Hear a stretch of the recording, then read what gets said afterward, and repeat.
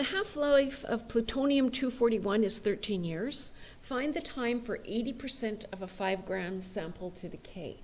So just like when we were working with exponential equations and word problems, it's a similar type of a setup. That is, we're looking at a half-life problem. We're using this formula. A equals P naught R to the little t over big T, where A is our initial amount, P naught, I can't say this. A is our final amount, P naught is where we started, R, and if we're talking about half-life, R is 1/2, little t and big T. So remember the difference between these two. This refers to the amount of time you left the sample. This refers to the length of the half-life. So it tells us the half-life of plutonium, and that 241 is just the name of the isotope. Don't use 241 in your question. So the half-life is 13 years. So what is the length of the half-life? 13 years. That's capital T. Okay, what's the job? Find the time for 80% of a 5-gram sample to decay. What do we start with?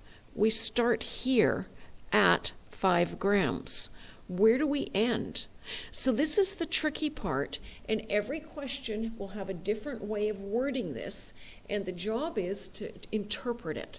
Find the time for 80% of 5 grams to decay. So if 80% has decayed, then I want to know the final amount, how much is left. So if, I'll just write a little statement here, if 80% decays, you tell me how much remains. Well, of course, 20%. So our final amount is going to be 20% of what we started with. That is 5 times 0.2, or 1 gram. So substituting into our equation, we've got 1 is equal to 5, bracket 1/2 to the little t over 13. Okay, so things to keep in mind. This exponent, it matters which way you set this fraction up. Be really careful that this refers to the length of the half-life, and this refers to the amount of time that it took for 1 gram to decay down to, for 5 grams to decay down to 1 gram. Okay, so here's the other thing to be careful of. The base for this exponential is a half. The half owns the exponent, not sharing it to the 5. You can't say 5 times a half, 2.5 to the t over 13, because you do the exponent before the multiplication, BEDMAS. And we can't do the exponent because we don't know what it is, so we can't do the multiplication. So if I'm trying to solve for a variable in an exponent, I want to do the best I can to isolate the exponential. Divide both sides by 5. I get 1 over 5 equals 1/2 to the power of t over 13. And then I'm going to do the same thing to both sides of the equation. Take the log of both sides. So I've got the log of 1 over 5 is equal to, my log law tells me the t over 13 can come down in front. And I'm trying to solve for t. I'm going to multiply both sides by 13.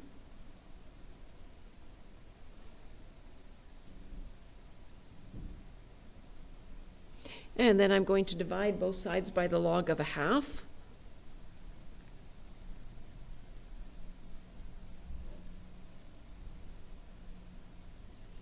And I've isolated t. Now you can grab your calculator, plug that in. You should be getting t is equal to 30.19 years. So just showing you the keystrokes here. Then we've got 13 times the log of 1 over 5, close the brackets, divided by the log of 1/2. 30.185, I rounded up to 30.19. If we have time on Monday, we'll work through this example. So see you in class with all your lesson notes filled out.